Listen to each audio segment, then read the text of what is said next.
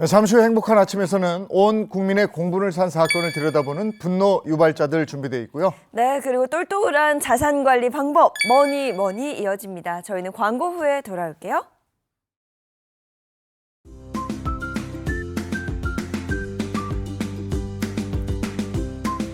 안녕하십니까. 행복한 아침 이재용입니다. 안녕하세요, 장예인입니다. 오늘은 2월 4일 화요일이고요. 제법 춥습니다. 보온에 더 신경을 쓰셔야 되겠습니다. 연말 연초에 일어나서는 안 될 사건들이 많이 일어났습니다. 그래서 피해자 그리고 가족들의 마음을 너무 아프게 했는데 이들의 마음을 더 후벼파는 일들이 있었죠. 악성 게시글입니다. 어떻게 이런 악성 게시글을 올릴 수 있었는지, 네. 그들의 마음은 또 어떤 건지, 또 이들은 제대로 처벌을 받았는지 오늘 분노 유발자들에서 알아보겠습니다. 네, 그리고 이어지는 뭐니에서는요. 일을 그만둬도 될까요? 라는 사연 준비해봤습니다. 과연 어떤 내용일지 잠시 후에 만나보도록 하겠습니다. 자, 화요일의 행복한 아침 본격적으로 시작합니다.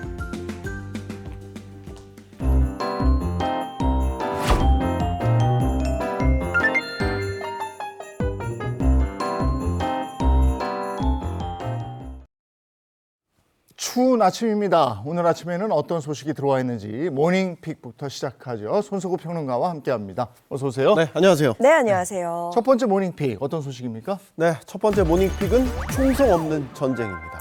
총성 없는 전쟁. 어떤 이야기인가요? 네, 바로 이 트럼프발 관세 폭탄이 터진 건데요.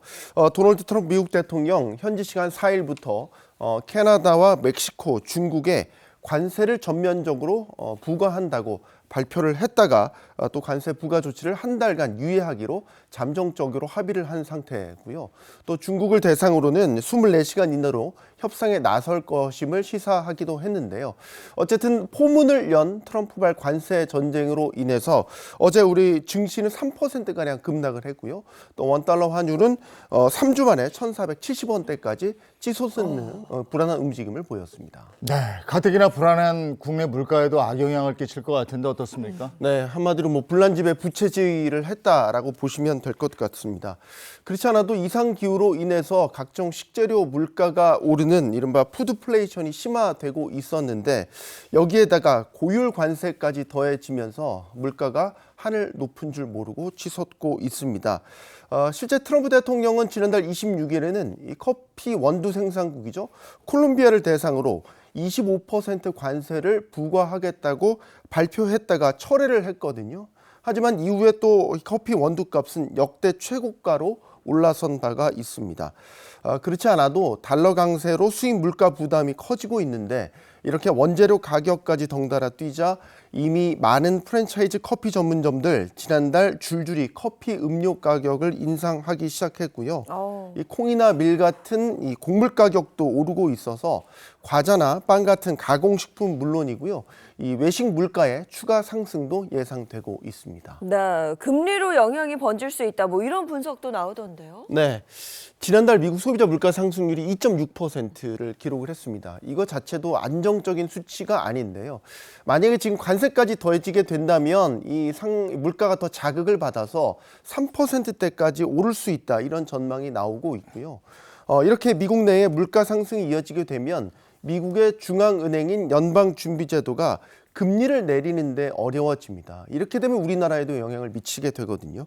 그러니까 결국 한국은행이 금리를 내리는 데에도 걸림돌로 작용할 수밖에 없는 거죠. 왜냐하면 미국과의 금리 격차를 고려해서 금리 인하의 속도를 결정해야 되기 때문인데 또한 미국 물가가 높아지게 되면 전반적인 생산 비용이 증가하게 되고요. 결국 미국으로부터 상품을 수입하는 다른 나라 물가까지 오르게 됩니다. 우리나라도 연간 500억 달러 이상의 대미 무역 흑자국인데 이 반도체나 가전 같은 품목별 관세를 언제 부과할지 몰라서 초긴장 상태가 이어지고 있습니다. 이번 관세 부과 대상은 우리나라는 아니지만 이미 환율이나 금리가 크게 변동을 하고 있기 때문에 물가에 이미 영향을 미치고 있다라고 볼 수 있겠습니다. 자칫 경기는 침체인데 물가마저 오르는 스태그플레이션까지 걱정해야 되는 상황에 놓일 수도 있겠습니다. 네, 이렇게 지금 세계 경제 상황이 녹록지 않은데 우리나라 국내 뉴스 보면 정말 갑갑합니다. 걱정되고 그렇습니다. 자, 다음 픽 어떤 겁니까? 네, 두 번째 모닝픽은 입춘 한파주의보입니다. 네, 어제가 절기상 입춘이었는데요. 이 절기가 무색하게 정말 춥습니다. 한파가 찾아왔어요. 네, 이 입춘하면은 이제 절기상 봄이 시작되는 시점 아니겠습니까? 이 입춘과 한파가 아이러니하게 같이 왔다 이렇게 보시면 될 것 같은데요. 서울이 오늘 아침 영하 13도를 기록을 했습니다. 또 바람도 지금 세게 불고 있어서 실제 체감 온도는 영하 20도 밑으로 내려갈 것으로 예상이 되고 있습니다. 서울 수도권, 강원 곳곳이 한파경보가 발령됐고요. 일부 남부지방에는 한파주의보가 내려졌습니다. 한파주의보에 경보까지 내려진 상황이니까 이게 날씨로 인한 기온으로 인한 피해가 또 예상이 되는데 어떻게 대비책은 있는지 모르겠습니다. 이 서울의 경우에는 올해 첫 한파 경보가 내려진 상황입니다. 이에 서울시는 한파 종합지원 상황실을 가동하고 24시간 비상근무에 돌입했습니다. 25개 자치구청사에서 오전 9시부터 오후 6시까지 운영되던 한파 쉼터는 이 한파 특보 발효 기간 동안에는 24시간 개방하는 한파 응급대피소로 확대 운영됩니다. 서울시는 이와 함께 오는 6일 오후 6시까지 수도 계량기 동파 경계 단계를 발령했는데요. 이 동파를 막으려면 야간이나 외출 시에도 수돗물을 가늘게 틀어서 계량기 안에 물이 지속해서 흐르게 해야 되겠습니다. 네, 그리고 또 서해안을 중심으로는 눈 소식도 나와 있던데요. 네, 호남과 또 제주를 중심으로 모레까지 많은 양의 눈이 내릴 것으로 전망되고 있습니다. 이미 많은 눈이 쌓여 있는 가운데 추가로 내리는 눈이기 때문에 시설물 피해가 없도록 미리 대비를 해 주셔야겠고요. 이번 한파는 금요일인 7일쯤 다소 소강 상태를 보인 뒤에 다음 주 월요일인 10일까지 장기간 이어질 것으로 예상되니까요. 이 대비에 철저히 임하시기 바랍니다. 겨울이 별로 안 춥다 했더니 입이 방정이었는 모양입니다. 입춘이 지나고 이렇게 추운데 대비 잘 하셔야 되겠습니다. 다음 픽 전해주시죠. 네, 세 번째 모닝픽은 어디든 간다입니다. 어디든 간다. 대체 어딜 간다는 이야기죠? 네, 바로 회사를 말하는 겁니다. 구직시장에서 경쟁이 치열해지면서 취업 준비생들이 어디든지 가겠다라고 생각을 하고 있는 건데요. 한 커리어 플랫폼에서 취업 준비생 464명을 대상으로 조사한 결과 과반인 55.2%가 취업만 되면 어디든 관계없다 이렇게 답을 했습니다. 그러니까 일단 무조건 부처만 주면 다니겠다. 그만큼 절박하다 이런 얘기잖아요. 그렇습니다. 기업 형태와 관계없이 취업하고 싶은 이유는 단연 빨리 취업을 해야 돼서라고 한 응답이 과반을 넘어섰습니다. 이 밖에 길어지는 구직 활동에 지쳐서 또 남들보다 스펙 등 강점이 부족해서 경기가 좋지 않아서 채용이 줄어들었기 때문에 등의 답변이 그 뒤를 이었습니다. 이 목표 기업을 정한 취준생들의 경우 기업을 고를 때 가장 큰 영향을 미치는 기준은 연봉이 단연 1위였고요. 전체 취준생들이 목표로 하는 연봉은 기본급 평균 3,394만 원인 것으로 집계됐습니다. 하지만 커리어 플랫폼 관계자는 다급한 마음에 묻지마 지원을 하기보다는 본인의 역량과 원하는 바 또 목표를 신중히 검토해서 지원 기업을 정해야 한다 이렇게 말하기도 했습니다. 우리가 보통 고용시장은 경기의 후행 지표라고 합니다. 지난 수년 동안 고금리, 고물가, 고환율 이게 삼고에 시달리면서 경기가 어려워진 영향이 지금 고용시장에 나타나고 있다 이렇게 보시면 되겠습니다. 취업 목표는 그냥 합격이다. 지금 찬밥 더운 밥 가릴 때가 아니다. 이들의 절절한 마음이 참 씁쓸합니다. 현실이 그렇습니다. 자, 다음 픽은 어떤 게 있습니까? 네, 네 번째 모닝픽은 구준엽 아내 사망입니다. 네, 구준엽 씨의 아내라면 대만 배우 서희원 씨인데요. 두 사람은 영화 같은 그 사랑 이야기로 굉장히 주목을 받았었는데 사망했다는 소식에 굉장히 놀랐습니다. 네, 가짜 뉴스이길 바랬는데 안타깝게도 사실로 밝혀졌습니다. 어제 대만중앙통신 등 현지 매체들은 가수 구준엽 씨의 아내인 대만 배우 서희원 씨가 일본 여행을 하던 중에 독감으로 인한 급성 폐렴으로 사망했다고 전했는데요. 두 사람은 한때 교제했던 사이로 또 오랜 엇갈림 끝에 23년 만에 부부의 연을 맺게 돼서 큰 화제를 모았지만 안타깝게도 재회한 지 3년 만에 또 영원히 이별을 하게 됐습니다. 아니 48세면 비교적 젊은 나이인데 이게 독감으로 인한 급성 폐렴이 이렇게 무서운 줄 몰랐어요. 네, 맞습니다. 이 독감과 같은 호흡기 감염병은 지금 국내뿐만 아니라 전 세계적으로도 유행하는 추세에 있는데요. 면역력이 약한 취약층은 독감에 걸릴 경우 폐렴 등 합병증으로 사망할 위험이 높습니다. 이 급성 폐렴 등에 걸릴 경우 주요 독감 증상인 오한이나 발열에 이어서 호흡 곤란까지 이어지면서 상태가 악화될 수 있는데요. 전문가들은 독감 유행이 4월까지 이어질 가능성이 크다고 보고 이 중증화 위험이 큰 65세 이상이나 임신부 등에게는 예방 접종을 당부했습니다. 면역력이 그렇게 중요하다는 얘기고 네. 도리 없습니다. 마스크 착용 입고 계신 분도 많은데 지하철 같은 거 타면 마스크 쓴 분 별로 없어요. 꼭 좀 착용을 하셨으면 좋겠습니다. 오늘 모닝픽 여기까지 하겠습니다. 손석구 평론가와 함께했습니다. 고맙습니다. 감사합니다. 고맙습니다.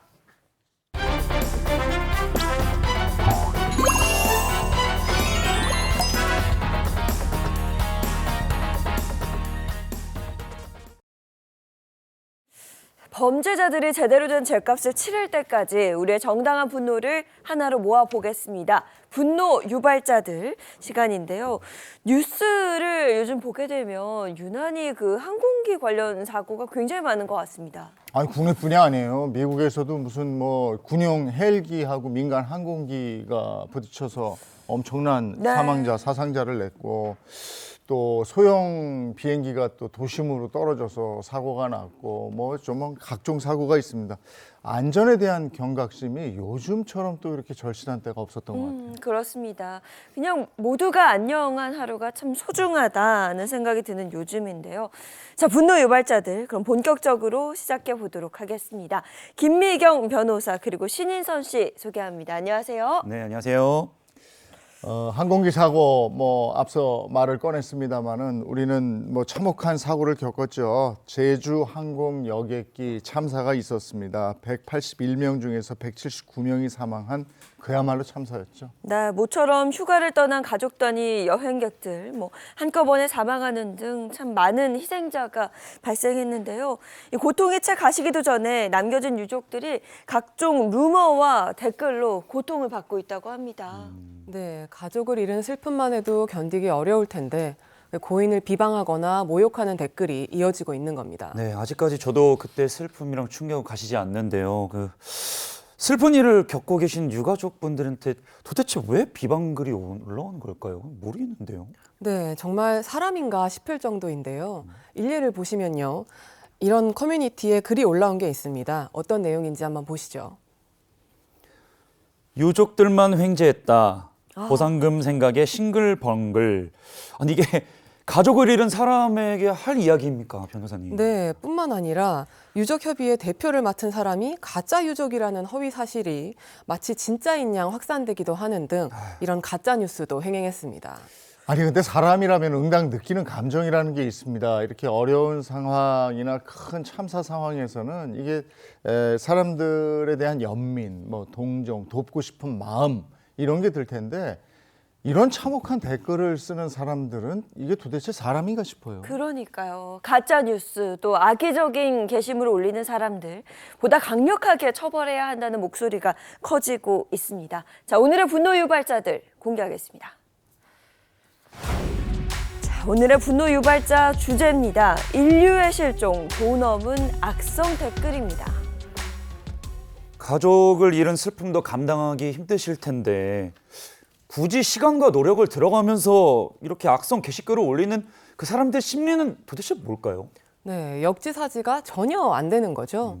사람들의 관심을 받고 싶어서 그런 것 같기도 하고요. 이런 악성 게시글을 올리는 게 얼마나 큰 잘못인지 제대로 인지를 못해서 그런 것 같기도 합니다. 그런데 이렇게 아무 생각 없이 단순히 조회수를 올리고 싶어서 게시글을 썼다. 그렇더라도 이것도 분명히 범죄고요. 처벌의 대상이 됩니다. 네, 여객기 참사 직후부터 계속해서 이런 악성 게시글이 올라왔는데 또 하나 놀라운 게요. 의사들하고 의대생들이 사용하는 그 익명 커뮤니티에 유족을 조롱하는 게시글이 올라왔다. 이건 정말 충격적이에요. 네, 아마 기억하시는 분들 많으실 것 같습니다. 온라인을 중심으로 여객기 참사에 대한 의사 커뮤니티 끔찍한 인기글이라는 게시물이 올라왔는데요. 내용을 좀 자세히 보시면요. 높은 조회수를 기록하고 있다는 이 게시물, 제주항공 참사에서 어머니를 잃은 20대 아들의 인터뷰 기사였습니다. 수도권 의과대학 4학년생으로 의사 국가시험을 앞두고 있다는 아들은 한 언론에서 어머니가 시험을 제대로 치르지 못해 1년 더 공부하기를 원치 않으실 것이라면서 슬픔을 감내하며 가족 재난 텐트 안에서 시험 공부를 한다고 이야기를 했는데요. 이 글에 달린 댓글이 정말 가관이었습니다. 네, 어머니가 돌아가셨는데도 슬픔을 뒤로하고 시험 때문에 텐트 안에서, 재난 텐트 안에서 공부를 한다고 하는 게 개인적으로도 짐작이 안 되고 정말 슬픈 상황인데 도대체 어떤 댓글이 달렸을까요? 네, 이 아들의 슬픔을 보듬는 대신 조롱하는 내용인 댓글이 다수 달린 겁니다. 네. 그 다수의 의사와 의대생들이 작성한 것으로 보이는 댓글인데요. 역시 감귤 존경스럽다. 나라면 공부가 눈에 안 들어올 듯이라는 비아냥대는 듯한 댓글이 많았습니다. 여기서 감귤이 어떤 뜻이었을까요? 네, 감귤은 휴학하지 않은 의대생, 사직하지 않은 전공의를 비하하는 단어로 사용되고 있는데요. 지금 의대 증원에 반발해서 대다수의 의대생들이 학교를 떠난 상황에서 국가고시를 공부한다는 것 자체가 휴학에 동참하지 않았다라는 걸 보여주는 근거가 되기 때문으로 보고 있습니다. 네, 그리고 어머니가 돌아가셨는데 거기에서 국가고시 공부를 한다고 비난을 하는 거죠. 게다가 화면을 보시면 알겠지만 댓글 중에는 고인을 모욕하는 내용까지 있었습니다. 아, 정말 댓글 너무 충격적인데요. 불의의 사고로 당한 것 가지고 벌 받았니 뭐니 뭐 저런 인성을 가진 댓글 남기는 분들이 의사가 된다니까 끔찍합니다. 뿐만 아니라 유가족 대표가 진짜 유족이 아니다 이러는 허위 사실이 유포됐는데 이에 대해서 유가족 대표의 자녀라고 밝힌 한 누리꾼이 직접 해명 글을 올리기도 했어요. 네, 그 해명글 한번 보시면요. 딸이라고 밝힌 이는 작은아버지의 이름이 담긴 탑승자 명단과 유가족 대표 박 씨가 유가족을 사칭하고 있다는 이 허위 사실을 담은 SNS 댓글 갈무리 화면을 올리면서 아버지에게 유가족 협의회 대표를 맡지 않으면 안 되겠냐 그 권하는 내용의 대화 녹음 파일도 함께 공개했습니다. 들어보시죠. 안 하면 안 돼. 막 사기꾼이라 그러고 마음이 아파. 할 수 있는 만큼은 아빠가 할 거야. 힘들어도. 아빠가 그런 사고를 당했어도 도 이렇게 똑같이 했어. 내 동생이 하늘나라 갔는데 내 동생 때문에 신경 쓰는 거지. 내가 그런 놈들 학생 댓글 때문에 내 동생 가는 길을 정말 얼마나 마음이 아프셨을까요? 심지어 정치적인 싸움까지 몰고 가는 모습을 보고 네, 저도 좀 마음이 아팠는데 가족분들이 돌아가셨는데 왜 편가르기를 하고 있냐 말입니다. 네, 그러니까요. 한 온라인 커뮤니티에는 이런 글도 올라왔습니다. 보상금만 몇 명이냐? 가족 다수가 사망한 집안은 신나겠다라는 유족을 모욕하는 게시글도 올라왔는데요. 이에 경찰은 추가 피해를 막기 위해 전담팀까지 구성을 했습니다. 지난달 24일 한 매체에 따르면 경찰은 참사 관련 악성 게시글 중에서 총 233건이었거든요. 수사를 진행 중이고 현재까지 14명을 검거했다고 합니다. 악성 댓글, 악성 게시글의 주요 내용을 보면 이게 대부분 보상금 관련된 거예요. 이 보상금 관련해서 고인을 능욕하고 유가족을 비방하고 또 허위 사실을 유포하고 이런 것들인데 더 나쁜 게 이게 한 곳에만 게시하는 게 아니고요. 이런 유사 커뮤니티를 돌아다니면서 똑같은 내용을 복사해서 붙여서 오히려 많은 사람들이 보게 한다는 겁니다. 그렇죠. 네. 이게 한 번도 아니고 같은 내용을 여기저기 막 의도적으로 유포한다는 거는 나쁜 의도를 가지고 실행했다고 저는 그렇게 생각을 하는데 변호사님 이거 강력하게 처벌 어떻게 안 됩니까? 네, 게시글의 내용에 따라서 형법상의 모욕죄, 사자 명예훼손죄, 그리고 특별법이 있거든요. 정보통신망법의 명예훼손죄가 성립할 수 있습니다. 모욕죄는 1년 이하의 징역 또는 금고, 그리고 200만 원 이하의 벌금에 처해질 수 있고요. 사자 명예훼손죄는 2년 이하의 징역이나 금고 또는 500만 원 이하의 벌금, 그리고 정보통신망법 위반죄 명예훼손은 게시 사실이 허위일 경우 7년 이하의 징역 또는 5천만 원 이하의 벌금에 처할 수 있습니다. 그런데 이런 악성 게시글에 대한 범죄들에 대해서는 이런 법정형 자체가 상대적으로 높지 않은 데다가 실제 선고되는 처벌 수위도 상당히 낮은 편이라서 좀 안타까운 실정입니다. 이 유가족 대표단은 엄중한 처벌을 요구하는 이 고소장도 낸 상태라고 하는데요. 이에 대한 결과는 조금 더 기다려봐야 할 것 같습니다. 또 어이가 없는 게 이번 항공기 참사의 주요 원인 중 하나가 조류 충돌이잖아요. 네. 그러다 보니까 조류 관련 정보를 소개하는 너튜브가 애꿎은 비난의 표적이 됐다는 겁니다. 네, 이 너튜브의 게시물에 올라온 댓글을 제가 좀 조사를 해왔습니다. 한번 읽어드릴게요. 새한테 밥을 줘서 항공기를 추락시켰다. 철새 먹이를 주는 행동은 병원균을 퍼뜨리는 일입니다. 대한민국에서 새들 다 멸종시켰으면 좋겠어요. 죄 없는 170명 죽인 백해무익한 해충들입니다. 와 같은 댓글을 남겼는데 여기에 이 새들이랑 이 조류를 설명하는 너튜브는 무슨 잘못이 있습니까? 그러니까요. 이게 무슨 억제인가 싶어요. 그야말로 비난을 위한 비난이다. 이런 생각이 좀 듭니다. 맞아요. 네, 그렇습니다. 정말 여기 우르르 저기 우르르 그냥 누구 하나 죽이자고 죽기 살기로 달려드는 모양새인데요. 네. 그래서 국회 국토교통위원회는 정부가 제주항공 여객기 참사 유족들에 대한 2차 가해 행위를 방지하도록 촉구하는 결의안을 채택하기도 했고요. 17개 시도경찰청의 사이버 수사대를 중심으로 수사력을 집중해 엄정 대응하고 있는 상태입니다. 지난해 여름이죠. 시청역 인근에서 참사가 있었습니다.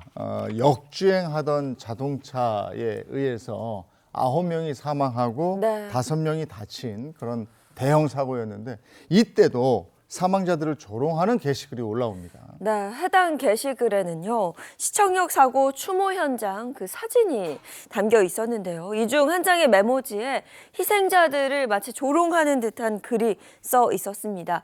또 다른 쪽지에는 하트 표시와 함께 다시는 볼 수 없지만 너의 다음 생을 응원한다. 이렇게 문구가 적혀 있었는데요. 비극적인 상황과 어울리지 않는 하트를 그려 넣은 데 대해서 이를 접한 누리꾼들이 이것이 조롱이 아니면 무엇이냐 이렇게 분개하기도 했습니다. 네, 심지어는 시청 사고를 그 볼링 경기의 스트라이크에 비유해서 볼링절이라는 명칭까지 붙이고 조롱하는 글이 올라왔는데요. 이 많은 사람이 사망한 안타까운 사고를 두고 어떻게 이런 생각을 할 수 있는지 참 참담한 심정입니다. 이런 글을 게시한 사람들도 저는 처벌을 좀 했으면 좋겠는데 가능할까요, 변호사님? 네, 그런데 내용에 따라 다르겠지만 이 형사처벌이 쉽지는 않을 것으로 보이는데요. 그렇더라도 이런 게시글이 유족들이 추모 감정을 훼손하는 내용임은 분명하기 때문에 이 유족들은 게시자들을 상대로 민사상의 손해배상 청구를 할 수는 있을 것으로 보입니다. 이 희생자나 유가족을 조롱하는 이런 게시글이 국가적인 재난이 있을 때마다 참사가 있을 때마다 나왔습니다. 세월호 참사 때도 그랬고 이태원 참사 때도 그랬습니다. 유가족을 향해서 보상금 운운하면서 2차 가해를 일삼는 이런 게시글인데 이게 뭔 내용인지 모르겠어요. 그렇죠. 정말 말도 안 되고 본인의 얼굴이나 이름을 드러내고 이럴 수 있을까? 이런 생각이 들기도 합니다. 아, 정말 잊을 수 없는, 잊어서도 안 되는 참사죠. 2014년 4월 16일입니다. 수학여행을 떠났던 학생들을 비롯해 수많은 생명이 희생됐던 세월호 사고. 승객 중 299명이 사망하고 5명이 영구 실종된 사건으로 특히 또 어린 학생들의 피해가 컸기 때문에 정말 국민들의 충격이 컸던 그런 참사였습니다. 네, 당시 세월호 참사 관련해서는 정말 많은 유언비어가 있었는데요. 돈벼락 맞았다, 공무원 시험 가산점이 있다더라, 대학교 특례 입학을 할 수 있다더라 같은 헛소문이 있었거든요. 네, 세월호 참사와 관련해서는 유난히 가짜뉴스와 모욕성 게시물들이 많았던 것 같습니다. 말씀하셨듯이 대표적인 것으로는 대입 특례 혜택을 준다는 것과 의사자 지정에 대한 오해, 그리고 생존자 메시지 조작설이 있는데요. 그중 대입 특례는 피해 학생들이 대입 특례를 요구했다거나 단원고 재학생 모두에게 혜택이 주어졌다. 또 4년 전액 장학금을 주기로 했다. 이런 오해를 말합니다. 그런데 이 대입 특례는 경기도 교육청의 제안을 통해서 참사에서 생존한 2학년 학생 86명에게만 적용이 됐고요. 각 대학이 정원 외에서 선발하도록 했기 때문에 다른 학생들에게 피해를 주지 않았습니다. 그리고 장학금도 경기도가 1년치를 지원한 것이 전부였습니다. 이 모든 것이 이 참사로 인한 트라우마로 제대로 된 입시 준비가 어려웠던 피해 학생들을 위한 조치였던 거죠. 그럼에도 불구하고 이런 잘못된 오해로 인해서 많은 학생들이 상처를 받았습니다.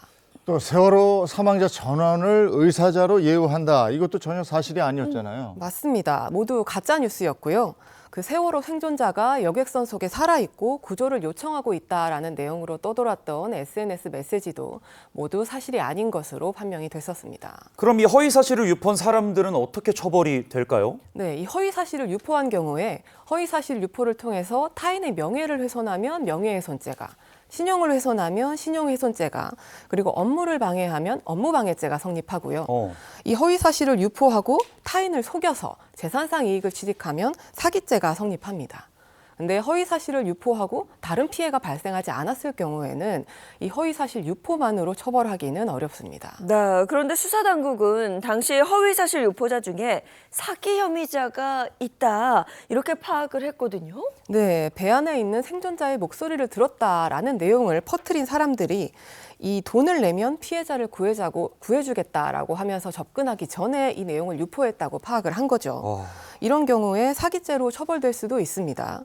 그런데 실제로 이익을 취득했는지, 취득한 이익액이 얼마인지에 따라서 형량이 달라질 텐데요. 만약 이득액이 5억 원을 넘어선다면 형법이 아닌 특정경제범죄 가중처벌 등에 관한 법률이 적용돼서 징역 3년 이상에 처해질 수 있습니다. 경찰청에 따르면 당시 세월호 관련 희생자 유족 등에 대한 모욕 및 명예훼손, 또 악의적 허위 사실을 유포한 사람들 중 3명을 구속하고 174명을 불구속 기소, 12명을 기소 중지 처분한 것으로 나타났다고 합니다. 네, 3명만 구속됐다는 건데 조금 더 강력하게 처벌을 해야 되지 않았나라는 생각이 들거든요. 왜냐하면 지금까지 이런 악성 댓글들이 끊이지 않고 계속 지속되고 있으니까요. 근데 이런 게 언론도 문제예요. 이런 커뮤니티나 게시글을 퍼날라요. 그래서 이게 기자는 모름지기 팩트체크라는 게 있어요. 이게 네. 사실인지 사실 여부를 확인하고 네. 팩트체크가 됐을 때 기사화하는 건데 이 받아쓰기 하는 기사들이 막 나온단 말이죠. 그러면 사람들은 그걸 읽고 이건 공식력 있는 문장이야 하고 그걸 그대로 받아들여 버려요. 그러면 이게 사회 혼란이 되고 논란이 된다는 말이죠. 네, 맞습니다. 당시에 여러 매체에서 사실이 아닌 내용을 보도해서 문제가 된 일도 있었고요. 심지어는 국회의원이 직접적으로 명예훼손을 한 사건도 있었습니다. 네, 자세한 내용을 한번 살펴보시면요. 한 국회의원이 SNS에 세월호 유가족들에 관한 모욕적인 글을 썼습니다. 유가족들이 자식의 죽음을 이용한다는 내용이었는데요. 이에 2021년 12월 세월호 유가족 126명이 이 국회의원을 상대로 낸 손해배상 소송에서 이 원고 한 명당 100만 원씩 위자료를 지급하라. 이 원고 일부 승소 판결이 나기도 했습니다. 네, 또 저는 굉장히 충격적이었던 일이 일부 구구 사이트에서 이 희생자분들을 조롱하는 글을 올렸다는 겁니다. 그 어묵 먹는 사진 이거 기억나시죠? 네, 당시 그 세월호 희생자들이 많이 나왔던 네. 단원고의 교복을 입고 어묵을 먹으면서 올렸던 사진 전 국민들에게 충격을 줬었죠. 이 관련 게시물을 올린 사람은 그 세월호 사고를 당한 단원고 학생에 대한 모욕죄로 징역 4개월을 선고받기도 했습니다. 뿐만 아니라 2022년 9월입니다. 이태원 참사 당시에도 일부 누리꾼들이 술 마시러 놀러 간 일을 왜 추모하냐. 사람 많을 게 뻔한데 갔다 이러면서 피해자들을 비하해서 논란이 됐어요. 네, 좁은 골목에서 150명이 넘는 희생자가 발생한 이태원 참사. 하지만 이 서양의 축제를 왜 따라가느냐는 비난부터 참사 원인을 희생자에게 돌리는 발언까지 인터넷 공간에 난무했습니다. 정부가 장례비를 지원하겠다고 발표를 했는데요. 거기에 반발하며 피해자를 공격하는 발언까지 쏟아졌습니다. 희생자를 향한 악성 댓글과 명예훼손, 이 국가적 참사 때마다 반복되고 있는 아주 큰 사회적 문제인 것 같습니다. 위험한 장소를 찾아간 게 아니라 진짜 그냥 축제를 즐기려고 좋은 마음으로 간 거였지 않습니까? 네. 이게 그렇게 비난받은 일이었네요. 아무리 생각해도 저는 아닌 것 같습니다. 심지어는 이런 참사에서 살아남은 생존자가 악성 댓글과 싸우다가 생을 마감하는 일도 있었습니다. 그 참사 현장에서 친구 2명을 잃은 고 이재현 군은 자신을 이태원 참사 생존자라고 밝히면서 그 당시의 참사 현장이 얼마나 참혹했는지, 자신이 느낀 고통은 어느 정도였는지, 그 친구 2명을 잃은 심정이 어쨌는지 등 절절한 마음이 담겨 있는 글을 썼는데요. 그 글에 달린 댓글들은 정말 심각한 수준이었습니다. 너네들 놀러 가서 그렇게 된 거 아니냐. 사람이 그렇게 많으면 거기를 가지 말아야지 거기를 왜 갔느냐. 이런 댓글이 달렸고요. 이 고 이재영 군은 이런 댓글과 싸우면서 절망감을 느꼈다고 합니다. 정신과 치료까지 받으면서 홀로 버티던 재영 군은 결국 세상을 등지고 말았죠. 네, 또 당시 여성 희생자와 관련해서 인터넷에 음란한 내용의 글을 게시하고 조롱한 이런 사람도 있었는데 이거 정말 사람입니까? 네, 저도 정말 너무 화가 났었는데요. 이 글을 올린 A씨 정보통신망법 위반 음란물 유포 혐의로 기소가 됐습니다. 검찰은 추모와 애도가 절실한 시기에 참사 여성 희생자들에 대한 조롱과 음란한 묘사로 2차 피해를 가하고 유족들에게 씻을 수 없는 상처를 준 반인권적 사안이라고 보고 기소를 했는데요. 이에 대해서 1심, 2심 재판부는 이 피고인의 희롱성 발언이 모욕적 표현이라는 점은 인정했지만 음란한 문헌으로 단정하기는 어렵다고 하면서 무죄를 선고했습니다. 아니 근데 고인을 모욕하고 유가족들에게 정말 씻을 수 없는 상처를 줬는데 이게 무죄다. 이게 이럴 수 있나 싶어요. 네, 하지만 결국 대법원까지 갔고요. 지난달 5일 대법원은 A씨에게 무죄를 선고한 원심 판결을 파기하고 서울중앙지법으로 사건을 돌려보내서 다시 판단하도록 했습니다. 그 대법원 내용을 좀 살펴보겠습니다. 추모와 애도의 대상이 되는 사망자의 유체를 성적 쾌락의 대상과 수단에 불과한 것처럼 비하해 불법적 반사회적 성적 행위를 표현하는 것은 단순히 저속하거나 문란한 느낌을 준다는 정도를 넘어선 것이다라고 하면서 해당 메시지를 음란한 문헌으로 판단을 한 겁니다. 이번 제주항공 사고 관련해서도 그렇고요. 성적 대상화를 통해서 희생자의 존엄성을 훼손하는 표현에 대한 처벌이 강화될 것으로 보입니다. 경찰은 참사 때마다 이렇게 조롱글을 올리는 사람들 수사하고 막 이렇게 되는데 처벌 수위가 워낙에 낮다 보니까 이게 조롱글이 근절이 안 되는 그런 요인이기도 하다 이런 얘기를 하죠. 네, 그렇습니다. 경찰청 통계에 따르면요. 이 사이버 명예훼손, 모욕으로 접수된 사건은 최근 5년간 2만 건을 웃돌았고 검거 횟수도 계속해서 증가하고 있는 추세라고 합니다. 네, 다만 검거 이후에 징역형까지 가는 경우는 많지 않고요. 대부분 벌금형에 그쳤다는 것이 좀 아쉬운 부분입니다. 이 악성 게시글 작성자들에 대해 적용되는 혐의는 모욕, 사자 명예훼손, 정보통신망법 위반 명예훼손인데요. 앞서 보셨듯이 이들 범죄에 대한 법정형이 상대적으로 높지 않은 데다가 실제로 청구되는 처벌 수위도 상당히 낮은 편입니다. 아니면 말구식으로 내뱉는 말과 글이 사람을 2번 죽입니다. 이게 그 무게를 좀 실감을 해야 되는데 이런 게 안 돼요. 보다 강력한 처벌이 있어야 이런 것의 무게를 좀 느낄까? 이런 생각이 또 드는 부분. 네. 그렇습니다. 이게 실질적인 처벌 강화가 필요한데요. 이 악성 게시글은 손가락으로 하는 영혼의 살인이나 다름이 없죠. 그렇기 때문에 이 게시자들에 대해서는 강력한 처벌과 단속이 필요합니다. 특히 반복적으로 악성 게시글을 작성하는 사람들에 대해서는 강력하게 처벌을 해서 그 행위가 얼마나 잘못된 건지 알게 해줘야 될 필요도 있다고 생각을 하는데요.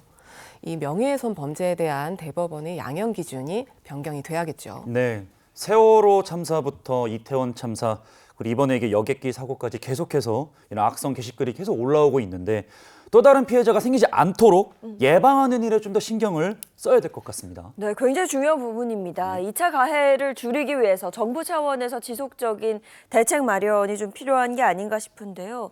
지금은 이런 악성 댓글이 딱 달렸을 때 이 댓글에 대해서 피해자가 직접 뭔가 수사나 삭제를 요청을 해야 되는 그런 상황이라고 합니다. 네, 모욕죄는 친고죄로 피해자의 고소가 있어야 공소를 제기할 수 있는 범죄고요. 이 명예훼손죄는 반의사불벌죄로 피해자의 명시한 의사에 반해서 공소를 제기할 수 없는 범죄입니다. 피해자가 처벌을 요청해야 가해자를 처벌할 수 있다는 거죠.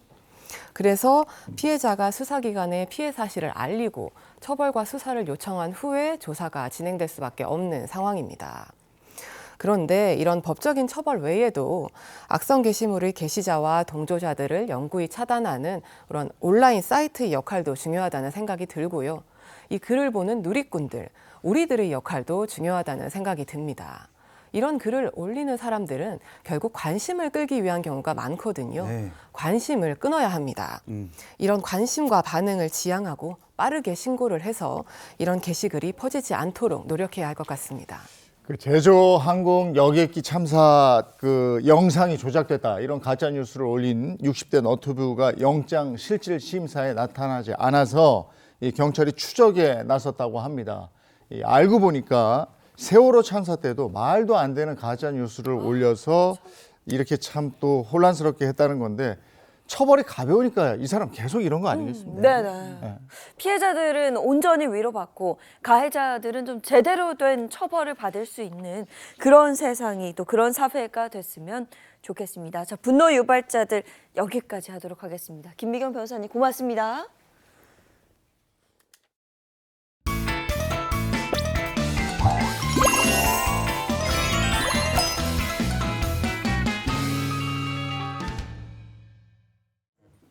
네, 행복한 아침 함께하고 계신 지금 시각이 8시 5분, 6분을 향해 가고 있네요. 네. 자, 이번엔 돈 얘기 좀 하죠. 머니 시간입니다. 네, 머니 오늘은 또 어떤 이야기 나눠볼지 기대되는데요. 오늘 준비한 사연은요. 일을 그만둬도 될까요? 라는 사연입니다. 퇴직이 가까워진 상황인가? 일을 내가 자발적으로 일을 그만두겠다 이런 얘기. 그렇죠. 뭔 소리인지 잘 모르겠는데 김현우 소장과 얘기 나눠보죠. 어서 오세요. 네, 안녕하세요. 네, 안녕하세요. 반갑습니다. 소장님 일단 굿모닝. 예. 네, 굿모닝입니다. 오늘 이야기를 하려고 하다 보니까 네. 제가 소장님한테 항상 대기실에서도 그렇고 네. 이게 행복한 아침에서도 그렇고 네. 퇴직을 하더라도 항상 뭔가를 잡고 있어라. 그렇습니다. 용돈이 될 만한 일을 하고 있어라라고 저한테 말씀해 주신 게 소장님의 지론이셨잖아요. 네. 이분 사연자분 땅에서 석유라도 나왔나요? 어떻게 이렇게 일을 그만두시려고 그러죠? 그러면은 그만둘만도 할 것 같아요. 우리 집 앞마당에서 속이라도 나오면 모를까. 언제라도 혹은 이제 내가 일을 그만둬도 맘만 먹으면 다시 일 시작할 수 있어. 그런 직업들이 있고 또 그런 분들이 간혹 계십니다. 네. 근데 그런 경우가 아니라면 만약에 다음이 준비가 되어 있지 않다. 그럴 때 일을 그만두는 건 뭐 경제적으로만 본다고 해도 그렇게 권장할 만한 일은 아니고 솔직히 좀 뜯어 말리고 싶은 상황인 거죠. 네, 사실 뭐 제 주변 친구들만 보더라도 번아웃이 오면 좀 쉬고 싶다는 말 하고요. 아니면 좀 몸이 아플 경우 한번 푹 쉬고 다시 돌아오고 싶다 이런 이야기를 하는데 이게 쉽지는 않습니다. 뭐 영영 쉬는 거면 몰라도 그렇죠. 내가 원할 때 잠깐 쉬었다 돌아온다? 이거는 좀 어렵지 않나 싶어요. 아까 우리 저 모닝 픽에서 얘기 들었잖아요. 합격만 하면 어디라도 가겠다. 그렇죠. 이런 절절한 상황에서 퇴직이라는 건 그리고 사람이 일을 해야 더 늙지 않고 막 이렇게 활기를 갖고 살게 되거든요. 네. 네. 아, 이거는 별로 안 좋은 방법인 것 같은데. 맞습니다. 일을 한다는 게 또 살아가는 이유가 될 수 있고 네. 활동력이 될 수 있잖아요. 그렇죠. 저도 뭐 정말 프리랜서로서 네. 정말 취미만 하면서 쉬고 싶을 때도 있지만 또 해군 출신으로서 물 들어올 때 노저우라고 네, 노전도 많이 배웠거든요. 그걸 위해서 잠수도 많이 하고 했는데 행복한 아침 열심히 하겠습니다. 우리 신정호 CP님 사랑합니다. 예. 열심히 하겠습니다. 역시 해군 출신이라 그런가 완전히 다르네요. 맞습니다. 야, 이거 일은 진짜 내가 절절하네. 할 수 있을 때까지 건강이 허락하는 한 열심히 하는 게 저도 맞다고 생각을 합니다. 또 은퇴 이후라고 하더라도 내가 굳이 일을 하지 않아도 먹고 살 수 있어 라고 하더라도 뭐 새로운 일을 시작해서 추가 수입을 얻으면 그만큼 자산이 이 소진되는 속도도 늦어지는 거잖아요. 늦춰질 수 있는 거고 그만큼 또 재정적으로 안정될 수도 있고요. 또 경제적인 여유가 있다고 하더라도 일을 계속하는 게 뭐 여러모로 좋다고 판단이 됩니다. 실제로 일하는 고령자가 일하지 않는 고령자보다 건강하다고 느끼는 비율이 높았다고 하던데요. 일하는 고령자의 37.5%가 본인의 건강 상태가 좋다라고 답을 했고요. 이는 비취업 고령자보다 15.6%포인트가 높습니다. 반대로 이 본인의 건강 상태가 나쁘다고 생각하는 일하는 고령자의 비중은요. 19.2%로 비취업 고령자보다 10.8%포인트 낮았다고 합니다. 네, 뭐 해외에서 이와 관련해서 연구한 결과도 있는데요. 이 65세 이상이신 분들을 쭉 추적 관리를 해봤대요. 그런데 이 일을 계속 하시는 분과 그렇지 않은 분들을 비교해 봤더니 일을 계속 하시는 분들이 더 건강할 확률이 6.8%나 더 높았다고 합니다. 그러니까 와. 일을 하면 내가 골병이 드는 것 같고 네. 매일 아침마다 일어날 때마다 힘든 것 같지만 사실은 건강을 유지하는 데 더 좋다는 거고요. 이렇게 이제 일을 하게 되면서 지속적으로 어떤 정신활동을 하게 되잖아요. 그러면 뭐 인지기능 저하를 늦추는 것도 도움이 되고요. 또 요즘에 보면 이제 노인 우울증 같은 것도 사회적으로 큰 문제가 되고 있는데 사회적인 관계를 지속하면서 이런 노인 우울증 문제도 해결하고 극복할 수도 있습니다. 그런데 오늘 사연 같은 경우에는 지금 연령이 얼마나 되시는지 어떤 상황인지 이런 것들은 아직 모르겠어요. 뭐 건강상의 이유이거나 진짜 불가피하게 어쩔 수 없이 일을 그만둬야 되는 그런 어려운 경우도 있잖아요. 뭐 그런 상황이 아닌지 한번 자세한 내용은 들어볼 필요가 있을 것 같습니다. 일을 그만둬도 될까요? 오늘 사연을 구체적으로 좀 알아봐야 되겠습니다. 꽁트를 통해서 알아보죠. 안녕하세요. 저희는 결혼 3년 차인 부부입니다. 저희는 대기업 사내 커플이에요. 1년 전부터 아내가 소일거리로 소소하게 부업을 시작했습니다. 처음에는 대출을 갚는데 조금 보탬이 될까 해서 생활비로 좀 벌어보자 할 겸 시작을 했는데 아니 이게 점점 더 욕심이 나더라고요. 그런데 며칠 전이었어요. 여보, 이번 달 우리 매출 봤어?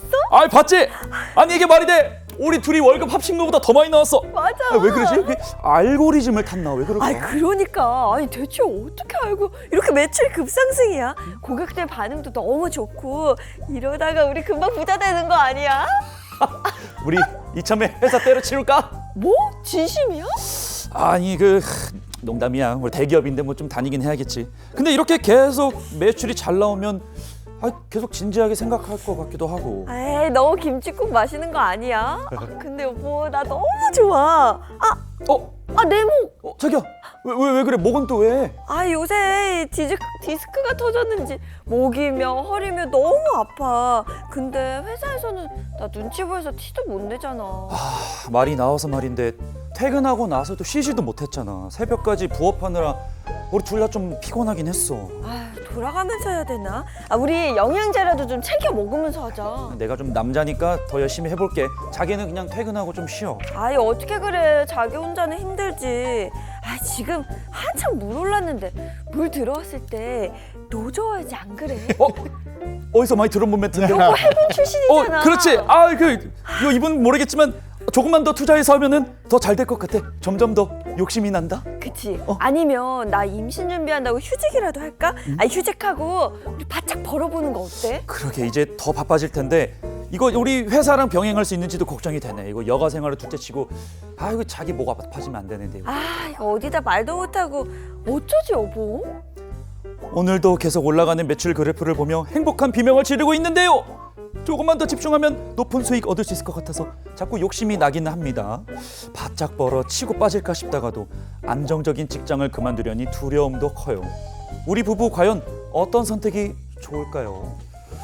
야, 이거 정말 행복한 고민이네요. 부부가 지금 대기업 직원이에요. 네. 근데 부업으로 일을 시작했는데 그 부업이 본업보다도 돈을 더 잘 벌어. 그러니까요. 야, 이건 뭐. 아니 부부가 다 대기업 직원이면 일단 연봉도 상당할 텐데 그렇죠. 지금 부업의 매출도 잘 나오고 있는 상황이고 근데 또 몸이 아프다고 하니까 이게 투잡하느라 너무 고생을 좀 한 것 같아요. 네, 이제 저도 프리랜서라서 일하는 시간이 이제 들쭉날쭉한데 쉬는 날에 사실 남들이 일하는 거 보면 되게 부럽거든요.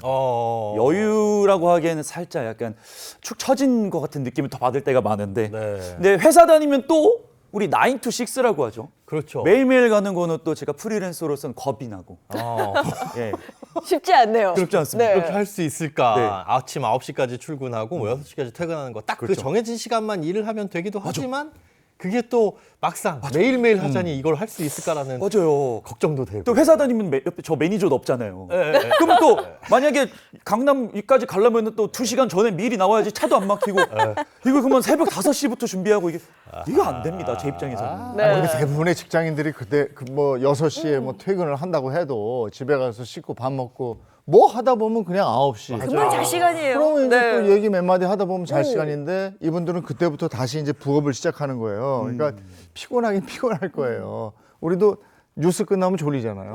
아침에 일찍 일어나야 되니까. 아니 피곤할 만하다는 생각이 확실히 드는 게 지금 1년 넘게 뭐 두 분이 이런 생활을 하다 보니 건강에 문제가 생긴 것 같고요. 무엇보다 잠이 보약인데 이게 잠을 못 자면 피로가 누적되거든요. 그래도 이제 젊을 때 에너지 드링크 좀 먹으면서 우리말로 좀 땡길 때 땡겨야 된다. 물 들어올 때 노져야 된다. 그거 좀 이렇게 하면 되지 않겠습니까? 사실 왜냐하면 본업보다 잘 번다고 아까 와이프가 그렇게 말씀하셔가지고 맞아요. 부럽는데요, 저는. 이제는 뭐 평생 직장이라는 말은 사실은 없기 때문에 제2, 제3의 뭐 직장을 준비를 하셔야 됩니다. 그런데 그렇다고 해가지고 이분들 쉽게 결정할 사안은 아닌 걸로 보이는데요.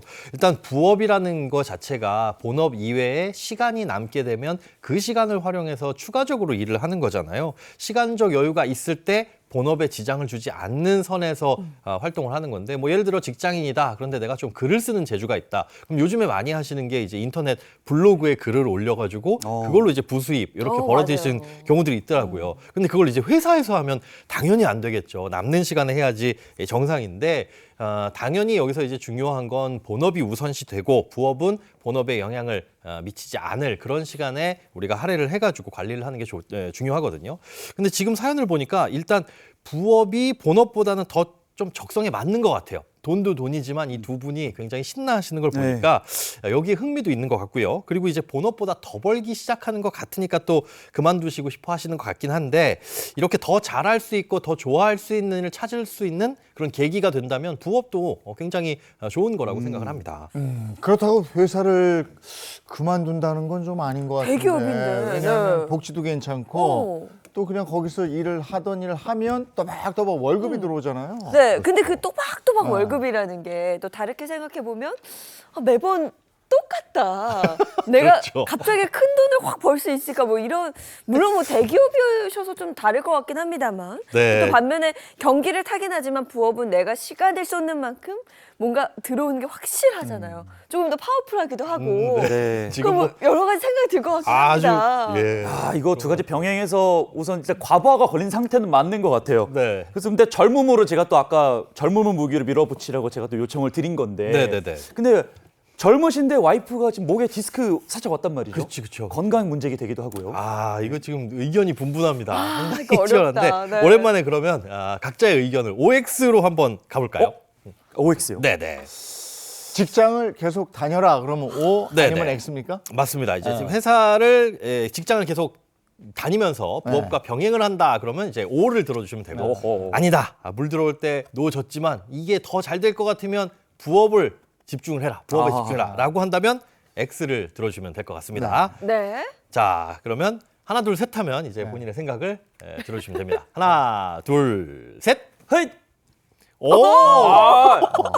야, 이게 안정 추구형이야. 야, 만장일치로. 야. 이게 다 오예요? 야, 이러기도 찐서 쉽지 씨왜 그렇게 않은데. 생각해요? 저는 이 사람 입장이라서 그런지 네. 사연자분이랑 왠지 같은 동년배일 것 같기도 하고 네. 나이일 것 같기도 해서 저는 저라면 진짜 잠을 못 자더라도 부업을 제 삶처럼 새기면서 월급도 또박또박 받아보고 싶고. 두 개 다. 두 개 다. 근데 제가 직장을 안 다녀봐서 그런가 봐요. 예, 월급도 받아보고 싶고 두 개 아니, 다. 직장도 신경 쓸 일이 많아요. 아침 일찍 나가서 대기업이면 더 일을 시키거든요. 그렇죠, 네. 근데 이걸 놔서는 안 되겠다. 그리고 부업은 부업이니까 네. 부업으로 해라. 그리고 직장에 다니면 월급이라는 것이 지금보다 점점 올라가잖아요. 오르죠. 맞아요. 그리고 어느 순간에 이게 이제 소위 얘기해서 떨려날 때가 있어. 그러면 그때는 부업을 확 키우면 돼요. 그때 하고 되면 있죠. 저도 오해요. 이게 합쳐졌기 때문에 좀 크다고 느끼는 거지. 그렇죠. 사실 하나만 해서는 제가 볼 때 뭐 대기업 월급도 받으면서 부업을 했기 때문에 만족이 오는 거지. 부업만 했을 때는 이게 프리랜서의 삶을 안 살아보셔서 좀 잘 모르시는 것 같아요. 그래서 저는 옵니다. 저도 사실은 옵니다. 네. 이게 왜 그런 거 있잖아요. 내가 갖지 못한 거를 갖게 되면 저게 이제 막연한 동경, 남의 떡이 커 보이는 그런 느낌. 내가 지금 본업을 하다가 부업을 해보니까 이게 더 잘 되는데, 이거 자영업 이런 거 쉬운 거 아니야? 라고 잘못 생각하실 수도 있거든요. 상황마다 다르겠지만 적어도 이 사연에서는 일단 힘들어도 병행을 하셔라 라고 말씀을 드리고 싶은데요. 근로소득자 신분을 유지하면서 이직을 하는 게 아니라면, 지금 근로소득자에서 자영업자로 만약에 전환이 되는 거라면 이건 특히나 신중하게 고민을 해보셔야 될 것 같습니다. 이 부업의 수입이 더 많다고 하더라도 지금 사연을 아까 자세히 들어보신 분들은 아시겠지만 이게 반짝 매출이 증가한 거거든요. 최근 들어서 무슨 알고리즘을 탔는지 장사가 잘 되기 시작했어라는 말을 했어요. 그러면 수입이 증가한 기간이 얼마 안 된다는 거거든요. 이게 정말 반짝 매출. 예를 들어 겨울이니까 손난로를 파는 그런 장사를 하셨다라고 한다면 이거 겨울에만 장사 잘 될 거잖아요. 이걸 두고 이 직장을 그만두셨다가는 이제 조금만 따뜻해지시면 크게 후회를 하실 수도 있습니다. 네. 부업이 아까 본인들도 이거 알고리즘인가 하고 잘 모르는 부분이었잖아요. 왜 그렇죠. 갑자기 잘 되는지. 맞습니다. 거품일 수가 있다라는 네. 말씀이신데, 근데 아까 이재용 아나운서님 말씀하신 거 보니까 대기업 월급도 네. 언제 꺼질지 모른다고 해가지고 떨려날 수도 있고. 그것도 무섭네요, 사실. 네. 제가 그럼 딱 잘라서 한번 여쭤보겠습니다. 네. 선생님. 부업이 어느 정도 잘 돼야 퇴사를 좀 생각해 볼 수 있을까요? 요즘에 부업하시는 분들 많이 계시거든요. 근데 소득의 규모로 봤을 때는 근로소득으로 벌던 돈보다 그래도 3배 이상은 벌어야 더 번다. 3배요? 이직할 만하다. 그만둘 만하다. 라고 말씀을 드릴 수가 있습니다. 일단 뭐 국민연금이라든가 건강보험료, 뭐 자영업이나 프리랜서 하시는 분들은 이거 내가 다 내야 되거든요.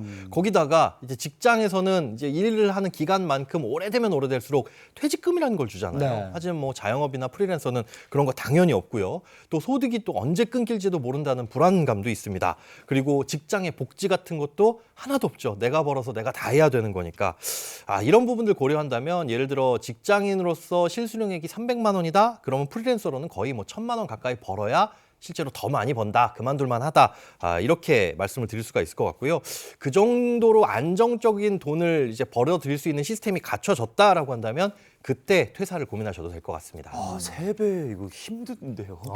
그렇죠. 두 사람 월급을 넘어섰다고 해서 저는 그냥 좋아하기만 했는데 넘어선 수준을 더 넘어버려가지고 네. 좀 어림이 없는 상태인데 이거 정말 존버한다고 하죠. 네. 예, 그냥 바짝 버는 수밖에 없을 것 같아요. 좀 버티면서 저는 그럴 수밖에 없다고. 약 물고 생각합니다. 버텨야 됩니다. 네. 요즘에 보면 두 가지인 것 같아요. 워라밸. 그래가지고 내가 일을 하면서 그래도 저녁이 있는 삶을 살겠다. 이런 네. 사람들이 있는 반면에 아까 말씀하신 대로 기회가 있을 때 물이 들어왔을 때 놓줘야지 바짝 벌어야지. 네. 근데 이 부분은 지금 뒤 후자잖아요. 그렇죠. 네. 바짝 벌어야지를 선택을 하신 것 같아요. 그리고 병행하는 게 쉴 수 없어서 좀 힘들다고 하셨는데 이게 부업을 해서 자영업을 하면 좀 쉴 수 있다고 생각하시는 것 같은데 절대 아닙니다. 네. 이게 하루 일하는 게 그날 수익으로 연결되면 욕심이 나잖아요. 그럼 사람이 더 쉴 수가 없어요. 이게 일용직 노동자예요. 그러니까요. 오히려 회사를 다니기 때문에 휴식이 보장된 거지.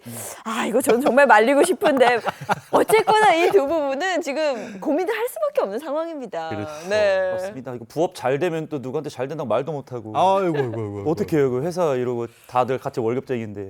이거 네. 말하면 큰일 납니다. 네. 사실 뭐 대부분의 회사가 겸업이 금지돼 있기는 해요. 이분들은 어떻게 이제 회사의 승인을 득해서 하시게 된 건지는 모르겠는데 겸업 금지가 아니더라고 하더라도 주변 사람들한테 얘기하는 게 그렇게 좋지는 않습니다. 굳이 그걸 말할 필요도 굳이, 없고요. 네. 더군다나 일이 잘 되고 있다. 그럼 뭐 월 1,000만 원씩 번다.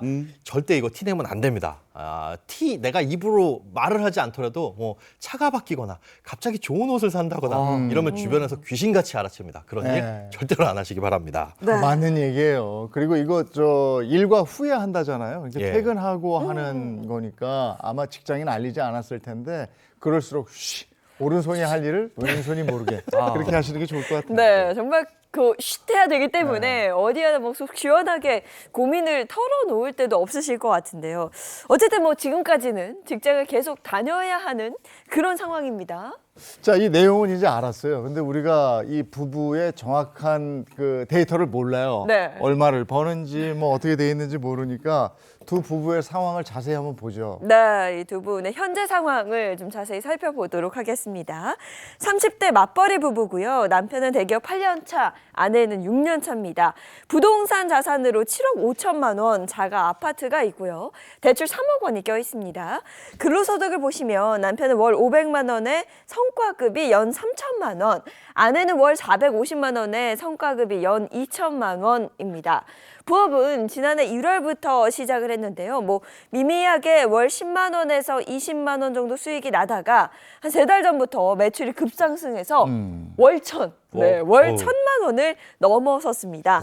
12월 매출 1,000만 원, 올해 1월 매출 1,200만 원입니다. 오, 야, 계속 근데 그러네요. 이분들 이게 지금 35살, 32살 이런 거 아니에요? 그렇죠. 일단 네. 나이로 봐서 미래가 아주 밝아요. 그리고 이걸 부업한 지 한 석 달 정도밖에 안 됐네요. 네, 근데 그 네. 석 달인데 지금 1월 매출이 네. 월 1,200만 원인데 일단 두 사람의 월급만 합쳐도 월 950만 원입니다. 근데 지난달 매출이 1,200만 원이면 월급보다 많기는 합니다. 근데 어쨌든 이건 이제 매출인데 네. 그 퇴근해서 바짝 일한 건데 이 정도면 괜찮아요. 괜찮아. 쏠쏠해요. 그죠? 네. 네. 아, 진짜 9 to 6 하면 몇 시간이에요? 이렇게 거의 반나절이 지나버렸잖아요. 그렇죠. 몇 시간 해가지고 더 많이 벌었는데 저 같아도 투자를 막 계속 하고 싶거든요. 근데 이 잠을 못 자요. 어떻게 해야 됩니까? 그렇죠. 돈 벌려면. 근데 좀- 아까 소장님이 네. 이제 이야기를 했잖아요. 월급의 3배는 벌어야 된다. 부업을 했을 때. 네, 그렇죠. 근데 뭐 1,200만 원으로는 지금 어림도 없는 거 아닌가요? 아, 그렇죠. 일단 1200이라는 숫자도 어림도 없는데요. 일단은 이 수익을 벌어들인 기간이 너무 짧습니다. 작년 11월부터 매출이 조금 증가를 하기 시작해서 11월, 12월, 1월 석 달 동안. 석 달이거든요. 이 반짝 매출 찍은 걸로 퇴사를 하는 건 좀 위험하다고 보고, 그다음에 이제 자세히 보면 1년을 놓고 보자면 사실 지난해 1월부터 시작은 하시긴 하셨어요. 그럼 월 평균 수익으로 따지면은 250만 원 정도 벌어들인 건데 이것도 사실은 순수익이 아니라 매출액이거든요. 네. 여기에 각종 경비 제하고 나면 남는 게 없을 수 있어요. 이 장사 처음 하시는 분들이 매출액, 와, 내가 손님한테 받은 돈, 이게 다 내 돈이라고 생각하실 수가 있는데 아, 절대 아니죠. 실제 이것저것 제하면은 순수익은 얼마 안 될 수도 있습니다. 이게 매출 순수익이 다르다는 거는 네. 또 세금이 아, 세금도 기다리고 있을 수 그렇죠. 있잖아요. 맞습니다. 차 띄고 포 떼야 되는 거거든요. 매출이라는 게 차 띄고 포 띄고 얼마 남을까 이건데 일단 무슨 일을 하는지 그것부터 좀 알아볼까요? 무슨 일을 하는지 이것도 네. 궁금합니다. 아, 퇴근 후에 이제 이분들이 하는 게 재택으로 할 수 있는 부부의 부업인데 바로 온라인 스토어를 창업해서 운영을 하고 계십니다. 그 인터넷 쇼핑몰 같은 거 말씀하시는 거죠? 네네, 쉽게 얘기하시면 그겁니다. 이제 사업자 등록이라는 게 사실은 뭐 초보자도 쉽게 할 수 있는 일이거든요. 판매 대행 서비스다 이렇게 생각을 하시면 될 것 같은데, 뭐 요즘에는 사업자 등록도 굉장히 간단해져서 홈택스에 들어가시면은 뭐 한 10분, 20분 만에 충분히 하실 수가 있습니다. 예를 들자면은 뭐 원가가 우리가 물건을 대량으로 구매하면 싸게 사올 수 있잖아요. 뭐 볼펜 한 자루의 원가가 공장에서 떼우면 2,000원인데 요거 떼다가 뭐 소매 가격 5,000원으로 이렇게 판매를 하는 거죠. 자, 2,000원에 떼와서 5,000원에 판매했다. 그럼 얼마가 남는 거죠? 예, 그래서 이렇게 하면 3,000원 남죠. 그렇죠. 너무 간단하죠. 맞습니다. 이렇게 긴장했어. 해서 너무 간단해가지고 네네. 이렇게 해서 수익을 내는 겁니다. 이 3,000원이 쌓이고 3,000원, 3만 원, 30, 300 이렇게 되면서 이게 결국은 내 인건비다라고 생각을 하시면 될 것 같은데, 이 3,000원, 3만 원, 30만 원을 벌기 위해서 얼마만큼의 노력이 들어갔는지 이런 것들도 좀 따져보셔야 돼요. 일단 고용의 안정성이 확보된 직장, 특히나 이제 대기업을 다니시는데 이런 직장 같은 경우에는 심지어 휴가를 가더라도 월급이 나오잖아요. 놀아도 월급을 줍니다, 회사에서. 그런데 이 직원도 고용하지 않고 내가 직접 모든 걸 다 하는 자영업, 온라인 스토어 이런 것들은 사실 휴가는 꿈도 못 꾸겠죠. 이 부부도 이 방법을 통해서 퇴근 후에 짬짬이 어떻게 매출을 올리신 것 같은데 매출 대비 순수익이 얼마인지는 좀 꼼꼼히 파악을 해보셔야 될 것 같습니다.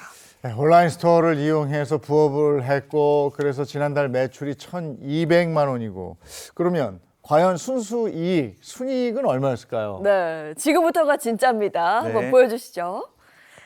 자, 온라인 스토어 1월 매출 1,200만 원 기준으로 살펴보면요. 공장을 통해 물건을 구입한 원가 450만 원, 포장 등 부자재 비용이 10만 원, 택배 배송비가 60만 원 정도고요. 그리고 수수료가 매출액 대비 평균 6%로 70만 원 정도 나옵니다. 뭐 따로 고용한 사람은 없기 때문에 인건비는 일단 0원이고요.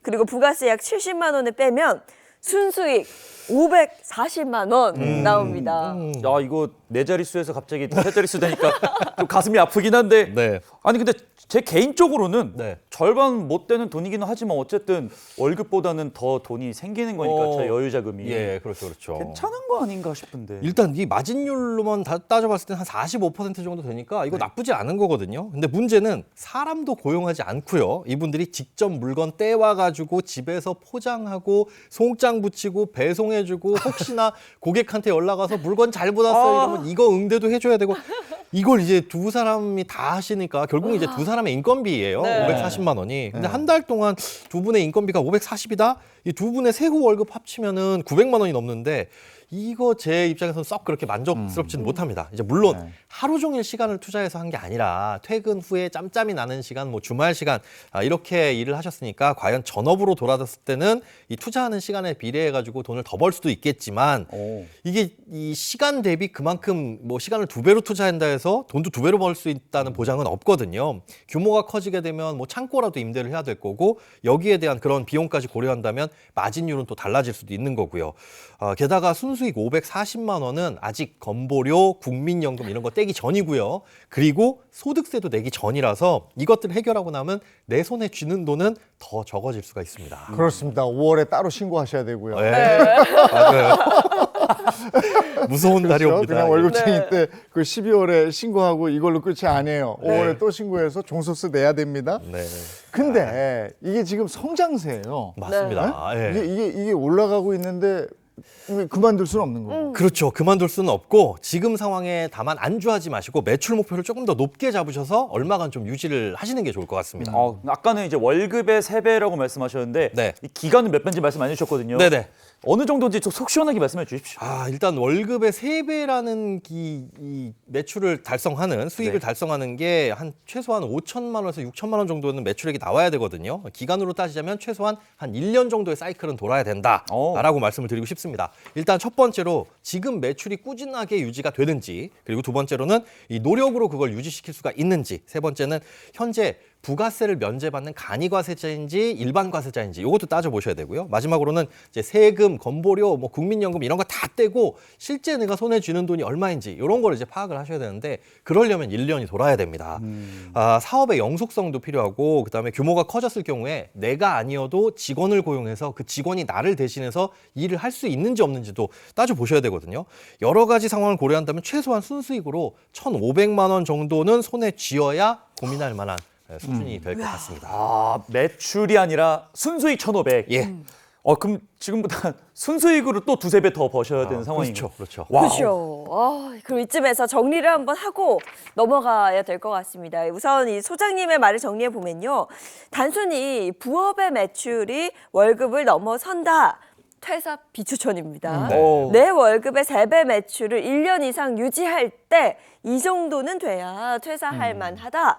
이렇게 이야기를 할 수 있다는 거죠. 퇴사할 만하다는 거지 퇴사해라가 아닙니다. 예, 그러네요. 어간을 잘 보셔야 오. 돼요. 근데 저는 퇴사할 만하다. 와이프가 걱정이 돼요. 네. 3개월에서 허리 디스크, 목 디스크 올 것 같은데 네. 1년을 하라고 하면은 병원비가 더 들 수도 있을 것 같은데 어떡하죠? 그러니까 그렇게 생각할 수도 있는데 일단 뭐 돈이 벌리니까 아픈 허리 부여잡고 그냥 해야 되는 게 아닌가 싶기도 이게 하고요. 건강이 문제인데요. 이 건강이 사실 부업 때문에 허리와 목이 안 좋아지신 건지 아니면 본업 때문에 안 좋아지신 건지는 말씀을 안 하셨어요. 그러네. 예, 근데 만약에 지금 대기업 다니시니까 이런 것도 방법이 되실 수 있을 것 같아요.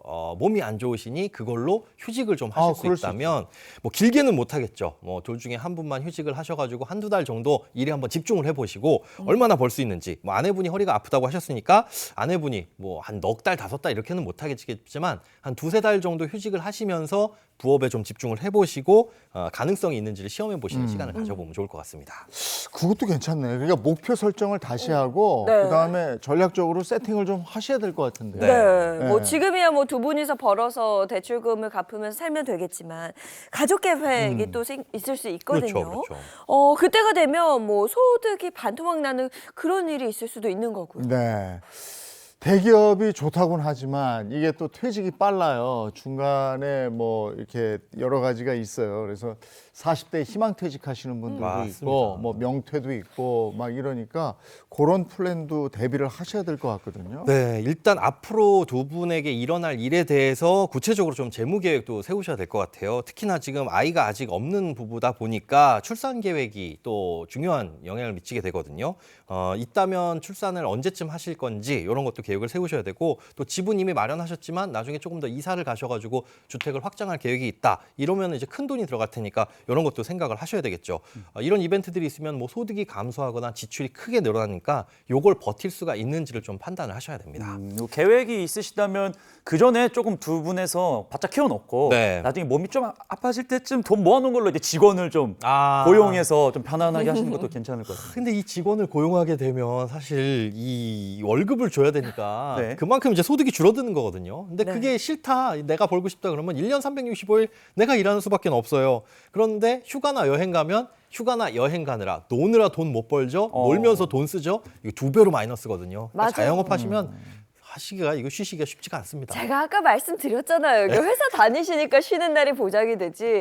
자영업을 하면요. 이게 공과사가 구분이 안 되기 맞아요. 때문에 맞아. 더 힘들 수 있습니다. 짬짬이는 시간이 있는데 길게는 못 네. 있네. 네. 근데 여기가 지금 판매 대행이라고 그랬잖아요. 예. 판매 대행이면 나중에 이거 반품해달라, 아. AIS 해달라, 뭐 이래가지고 좀 소위 얘기하는 진상 고객이 있을 수 있거든요. 그렇죠. 오늘 사연 보고 되게 기분 좋았거든요. 돈 많이 버신다 해서 축하해드리려고 그랬는데 정말 돈 벌기 쉬운 게 하나도 없네요. 맞습니다. 이게 고객 응대로 인한 뭐 스트레스도 당연히 받으실 텐데 요즘은 택배 당일 발송이 기본이잖아요. 아, 오늘 주문했는데 왜 내일 안 와요? 뭐 이럴 수가 있으니까 이런 택배 업무까지 보게 된다면 사실상 낮에 개인 업무는 절대 못 보신다라고 생각이 되고요. 또 직장인하고 다르게 신용대출 하나 받기에도 뭐 이 프리랜서나 자영업자는 사실 쉽지가 않습니다. 마이너스 통장 같은 거 만들기도 쉽지가 않고요. 또 요즘에 대기업에 흔히 있는 이 복지 혜택들 이런 거 전혀 없다라는 것도 생각을 해보셔야 되고 그렇게 따져보자면 내가 진짜 이 일이 적성에 딱 맞다 이런 일이 아니라면 삶의 질이 크게 떨어질 수도 있으니까 좀 신중하게 잘 판단을 해보셔야 될 것 같습니다. 네, 뭐 당장 눈앞에 보이는 매출을 두고 쉽게 결정할 일은 아닌 것 같습니다. 처음부터 하나하나 계획을 세우셔야 할 것 같은데요. 지금까지 나눈 얘기를 바탕으로 해서 우리 소장님의 솔루션 한번 보겠습니다. 자, 소장님의 맞춤 솔루션 결과입니다. 아직 멀었다. 이게 핵심인 것 같습니다. 부부 월급 합의 950만 원일 때 부업은요. 월 순수익 최소 1,500만 원 이상일 때 그리고 이 흐름이 1년 이상 유지가 될 때 퇴사를 고민할 수 있다. 이렇게 이야기를 해주셨어요. 또 지금부터 부부만의 재무 계획을 세워서 여러 가지 변수에 대비하셔야 하고요.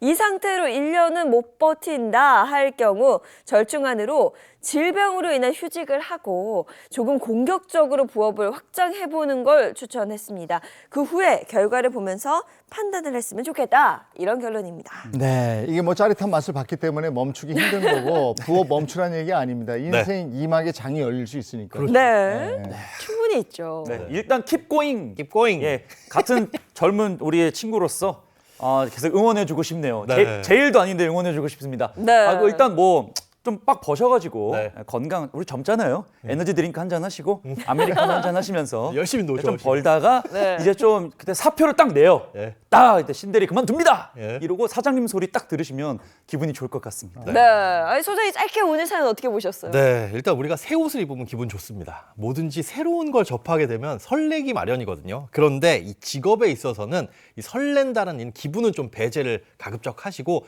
냉정하게 제3자의 객관적인 눈으로 판단을 하시는 게 좋을 거라고 생각이 됩니다. 직장에 다니시는 분들은 사표 낼 때도 타이밍이 굉장히 중요합니다. 저 같은 경우도 열받는다도 확 던졌는데 그 해 말에 명태가 있더라고요. 아이고. 몇 억 손해봤어요. 네. 그러니까 그 바쁘더라도 회사 돌아가는 일을 잘 봐요. 언제 뭐가 있는지 그래야 손해 안 봅니다. 네. 아, 얼마나 배가 아프던지. 정말 피 같은 조언. 네, 이게 웃을 일이 아닌데 참. 네. 네, 항상 촉은 회사에 두고 있어야 됩니다. 네. 고맙습니다. 고맙습니다. 네, 오늘 날이 굉장히 춥습니다. 지금 문단영 기상캐스터가 야외에 나가 있어서 괜찮은지 모르겠어요. 문단영 기상캐스터 나와주세요. 네, 상암동에 나와 있습니다. 오늘 추위 정말 범상치 않은데요. 저 아직까지는 괜찮은데 제가 현재 서울의 기온이 영하 11.4도, 체감 기온은 영하 16.8도를 보이고 있고요. 이번 강추위 중에서도 특히 오늘이 절정을 보이겠습니다. 추운 날씨에 전국 대부분 한파특보가 발효 중입니다. 특히 중부에는 한파경보가 발효 중인데요. 서울은 올겨울 들어서 첫 한파경보입니다. 한파는 종일 이어집니다. 한낮에도 영하권을 보이겠고요. 서울은 영하 6도, 강릉과 대전은 영하 2도에 그치겠습니다. 어제부터 서해안과 제주에는 폭설이 내리고 있습니다. 호남에는 대설특보까지 내려져 있고요. 오늘 시간당 1에서 3cm의 강하고 많은 눈이 내릴 것으로 보입니다. 모레 오전까지 제주 산간에는 최대 40cm 이상, 전북에는 최대 30cm 이상이 예상됩니다. 목요일에는 중부에, 금요일에는 전국에 눈이 내립니다. 이번 강추위는 주 후반에도 계속 이어지겠고요. 서해안의 눈은 내일 새벽에 더 강화됩니다. 당분간 전국에 칼바람이 불겠는데요. 바람이 특히나 더 외서워서 체감온도는 더 낮아지겠습니다. 특히 해안가를 중심으로는 강풍특보까지 내려져 있는데요. 안전사고 유의하셔야겠습니다. 지금까지 날씨 전해드렸습니다. 오늘 만만치 않은 추위입니다. 네. 외부 일정이 있으시면 보온에 각별히 신경 쓰셔야 됩니다. 네, 오늘은 뭐 그냥 날이 좀 춥네 정도가 아니라 정말 춥습니다. 외출하실 때는 옷차림 따뜻하게 든든하게 하고 나가시는 게 좋겠습니다. 좋은 하루 보내시고요. 저희는 내일 아침 7시 30분에 돌아올게요. 행복한 아침, 행복한 하루 되십시오. 고맙습니다. 고맙습니다.